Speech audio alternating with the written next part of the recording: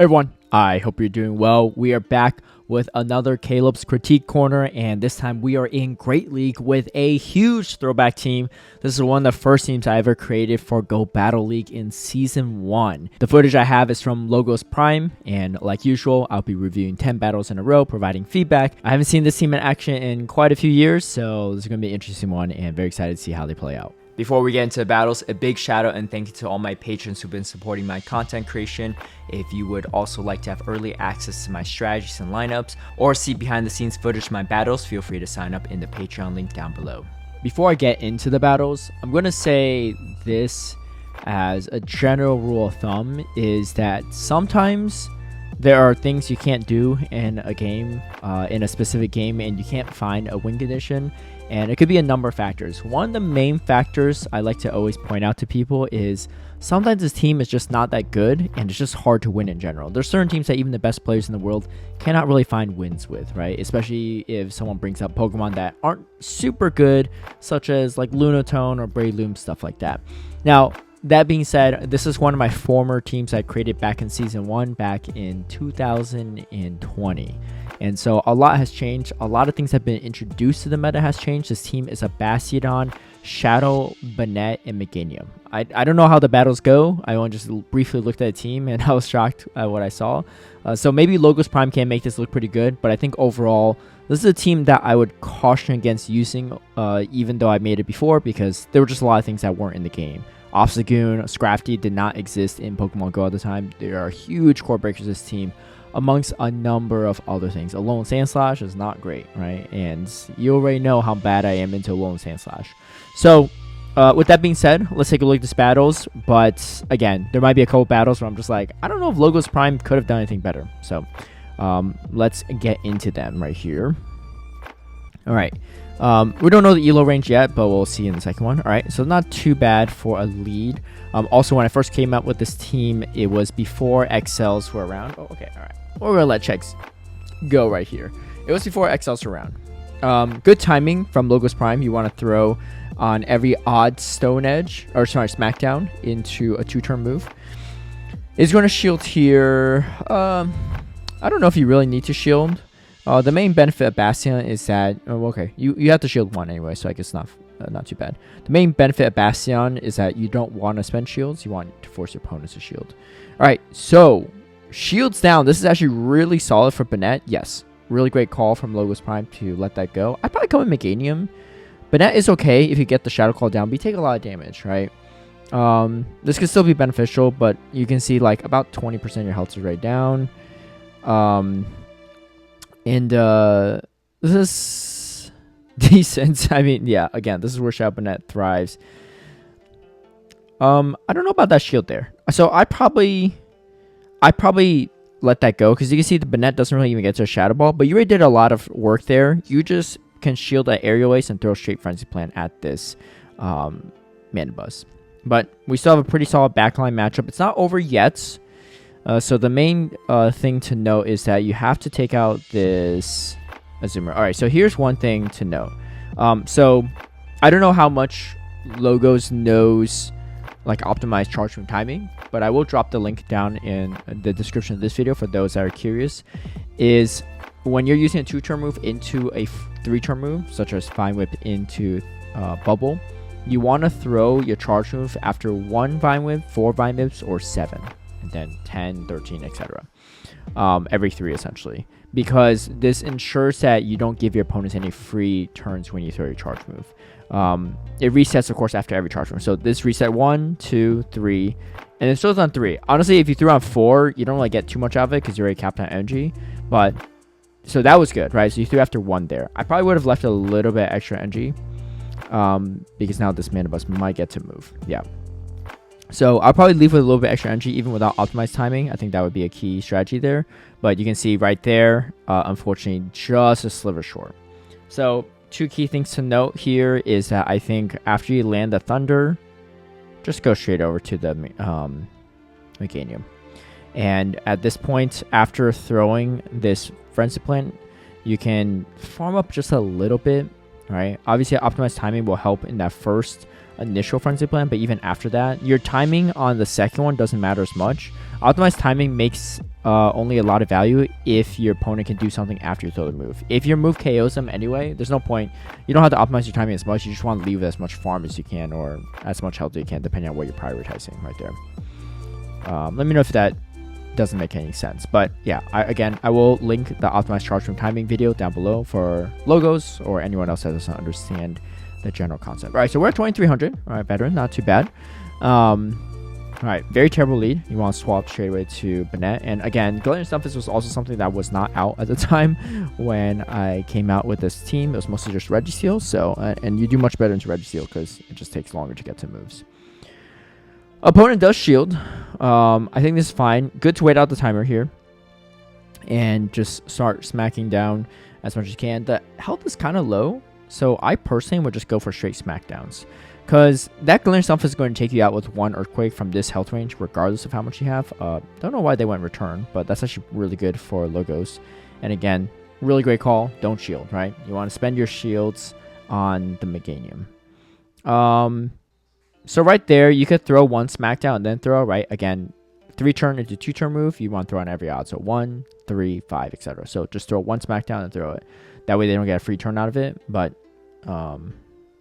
might not be consequential. But again, you want to just try to optimize as much as you can. All right, this is good. You resist the Earthquake, so they just go straight Rock Slide. And I like that you chose not to shield. And this is where the shields are really going to come in handy. 2-turn to 2-turn move. It doesn't really matter about optimizing. You can't optimize into mirror moves. I like this. Just bank back to back. Get as much energy as you can. Take it out. And then now you just shield one rock side. You throw the Frenzy and you win. Yeah. I don't think you have to go for Earthquake here. Yeah. Nothing else good. I think overall that was well played. Very clean. Again, the optimization there didn't end up mattering, but you always want to just optimize just in case it does matter. So that was a good one. That was like how to play this game out like a T. All right. This again, another matchup that's a little different than before. This thing used to not learn drill run, so it was a complete wall. But this is a little tougher. That being said, they're likely going to shield here. I doubt they go for Icy Wind. So I think this is a pretty safe shield. And then yeah, that's pretty good. Maybe could overfarm a little bit. I don't know, but it's okay. All right, this is a good swap. Okay, so this swap was a little risky because they come in Frostlass, right? And Frostlass technically could beat this Meganium, but I actually don't hate it because if they come in Frostlass and the Bastion, they're really weak to Bastion on the back. And you have shields up, so if they choose to shield through this Bennett, they're gonna have to burn one of their shields and take so much Shadow Claw damage. So I actually like this play a lot, right? I think overall, as a general prescription, if you stay in a bad lead matchup like Dugong into Bastion, you come in with something also weak to Bastion, the third Pokemon's really bad, right? So overall, I actually like this pivot. Looking at it at first glance, I was a little, I don't know, didn't love it, but look at the Shadow Claw damage. Even if they stay in, no, it's fine. In this situation, I go Shadow Ball. Shadow Ball, it's not only less energy, it's also more energy efficient. Thunder is only neutral against the Altaria. But this game is pretty much over. There's nothing this Altaria can do into the Bastion. I think you might be able to Shadow Claw it down, though, if you just land the Shadow Ball. Yeah, we're in a good spot. Just tank the move, shield the Frostlass, and you should be good to go. Yeah, this is actually a little bit dicey. Yeah, I actually don't hate this no shield. Just go for straight faster pressure. Yeah, I like this. I like that he did not throw the Stone Edge. This is fine. You're just one smackdown away, right? There's no need to even throw a charge move at this point. And bam. Nice. A little bit close, but overall, I think pretty good. Again, just throw the Shadow Ball at the Altaria and think you're fine. Maybe farm a little bit against the Dugong. I'm actually blanking on the Dugong counts right now, so don't quote me on that. All right, Registeel, you swap out. Most are running Zap Cannon these days, so it takes longer to get to rather than Flash Cannon, which was much shorter. They shield, that's good. You have to shield everything, so good to respect the shield. Even if you get debuff, no big deal. It doesn't really change too much here. This is good. This is good for logos right here. and just Shadow Claw down. Oh, massive. Wow, ABA steal. Interesting. This is where Shadow Banette really feels like kind of a monster. I think overall it's still, like I said, hard to use. But I love that no shield, right? You CMP, no big deal. Let him take you out. You have the alignment you want. This is actually still kind of tough. Triple Bastiodon counter. Let's see if Logos can come away with a win here. It's not bad, honestly. I think this is not a bad play. Now, the reason I say this is, one, if that Dynamic Punch, no big deal. They don't get that much farm off you. Power Punch, yeah, Power Punch is kind of scary. But your one count is hoping that they don't have any of those, because if they do, you pretty much lose anyway.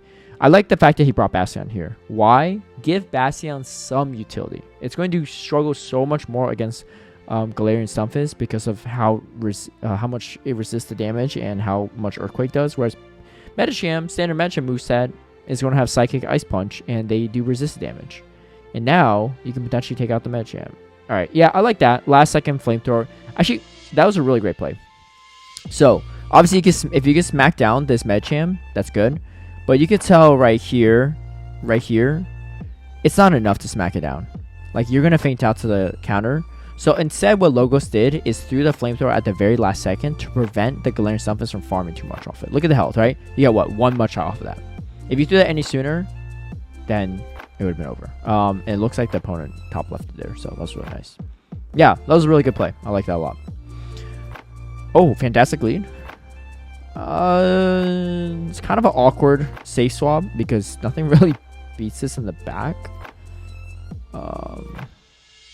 Yeah. You just want to go Flamethrower here. It's super effective. Stone Edge is not, but they shield anyway. This is where it gets a little weird. Hopefully they don't go C-Bomb. Okay, they do go C-Bomb. It's neutral. Hopefully it's not Moonblast. Okay, C-Bomb again. It's a little dicey. Let's see if they shield this. They don't. Okay, that's good. I'd probably just stay in with Bastion and just pivot out after. Alright, so here's where the problem is.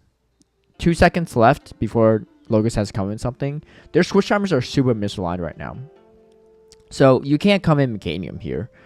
But the problem is if you come in Bastion, they're going to lock you into whatever Bastion counter they have in the back. And Whimsicott's not a Bastion counter. So it's a good assumption to make that the third Pokemon is definitely a Bastion counter. And they're going to be, Logos is going to be stuck in that matchup with Bastion for a little bit because of how long, how the mistimed switch timers are. So let's see how this plays out. That's just my prediction. Okay, the opponent does not choose to swap out right away, which is more of a mistake by the opponent, unless they really have no Bastion counter. Okay, yeah, so they should swap in right away. They could have got a few more counters too. This is not a much better situation now for Logos, and yeah, this is not too bad. You can land at least one Frenzy Plant anyway, even if this goes shielded, which is good. They're probably going to shield. Oh, okay, they don't shield. Okay, this is fine. You throw this. And I like the fact that Logos chose not to shield. It wasn't a boosted Night Slash, so no big deal. I think you just shield and smack down this all the way down. Yeah. Hopefully they don't have 2 cross drops. Okay, nice. There we go. Fantastic. I think overall that one was fine. I'd probably say in Bastion into the Whimsicott, but that Banette had nowhere to go. So either way, I think the Banette would have been not so great in that specific matchup. So maybe it was better used up against Whimsicott, but we don't know that in hindsight. We don't know that in hindsight. All right, Bastion into Umbreon. You pretty much want to stay here. If they have a knockdown in the back, you're in trouble, but otherwise, not too bad. Yeah, you're gonna win this. Always have to watch out for a potential catch, but we're not going to go into pausing here because it's kind of a slightly advanced concept too. All right, so this is one of those long matches. I probably wouldn't shield this. You could tank one foul play, right? I guess it ends up not mattering too much because you would have to shield that one. So ends up CMPing. Oh, and they double shield. What in the world? Okay, you just let this go. Yeah, you let this go. Start farming down with Banette. Shields down. Banette is very, very strong. Yeah, Logos getting the setup here for sure. Okay. Swap. Nice. Beautiful. I love that. Yeah, just come away with some extra energy. If you lose this matchup, okay, it's a Skarmory. That's fine though. I don't hate this. So here's why. Actually, I think Frenzy Plant's slightly more energy efficient. Actually, I'm not sure. But now, ooh, okay. I thought you had to move. Unfortunately, did not. I probably overfarm a little bit more. Yeah, the Uncharge is fine, but the Swamper's going to outpace. Yeah. So I think it's a little bit tough because I don't think. Yeah, I don't think the Skarmory. I don't think you'd be able to Shadow Call more against the Skarmory before it gets us to another move. So here's the play, right? Obviously in hindsight, but so there's always a chance there's like a flyer in the back, right? Because here's the thing, whatever's in the back, it's not the Swampert that's afraid of the Bastion. It's something else, right? Could be a flying type, could be a Noctowl, could be something like that, right? Could be a fire. So there's a strong chance that Meganium is also weak to it, right? Flyers, fire, etc. So in this situation, you can see that yes, the Swamper's going to outpace you to this Shadow Ball, right? 1, 2, 3, 4 Hydro Cannon, right? What you do is you just shield the Hydro Cannon, and you just farm up extra. Throw 4 more Shadow Claws, right? And then CMP the Swamper again. Take out the Swampert, and then in comes the Skarmory, and by then, because you have energy lead, you throw the Thunder, you take out the Skarmory. Right? It's a tempting situation to catch there. I think the catch is fine, but the problem is if you set up your Pokemon like your Meganium to get farmed down by something like a Skarmory or Shadowcat Ninetales, something like that, then you're in a really tough spot. So it's a good play by the opponent to leave with some energy too with the Swampert before swapping the Skarmory. But yeah, that would be the biggest play there. It is kind of a interesting play because you're thinking, oh, I have a grass type for the Swampert. I've got to be good into this, right? And you're not wrong there, but the problem is you have to give up switch, right? Okay. I would definitely shield. Yeah, this is really good because you don't really want one. Okay, you can probably farm up a little extra here. Well, I guess they still have a shield. Okay. Yeah.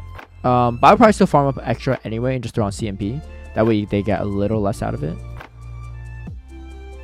Okay, this is fine. Just a Hydro Cannon. This is a little dicey. I doubt they come in Registeel. Oh, they do come in Registeel. What in the world? Okay. So they're really weak to Meganium too. Was this Registeel double water? Oh. Interesting. Maybe make the same play as last time. Throw the Frenzy Plant. Yeah, just try to get to the move. I mean, obviously, again, if this has fighting moves, it's kind of over. But it's got Ice Punch. Okay, nice. There we go. The alternative is also just stay in Meganium, I guess. I don't think the Registeel gets to move. No, it does get to one against Bastion, so maybe that was actually the right play. Yeah, I like that play. No complaints. Yeah, that was good. Right, yeah, because they really had no answer to Banette. Yeah, that makes sense. Alright. We have ourselves a fantastic lead. So this is a little dicey. Here's the thing. A mirror matchup like this, you just straight up lose in all even shields because you're down by 1 Vine Whip, right? They just get to 1 Frenzy Plant before you. And the Vine Whip damage is not going to amount to much. The problem is you really need switch advantage for your LogosPrime. So I think in this situation, you can either come in Banette, try to win switch, which is going to be actually a little hard, or just chip it down with Bastion, shield the Bastion, pivot out, right? Okay. Now this is going to be really interesting. This is really going to come down to IVs. Okay. Let's see here. I like the Logos through this here. You don't want to... Okay, they give up switch. That's really good.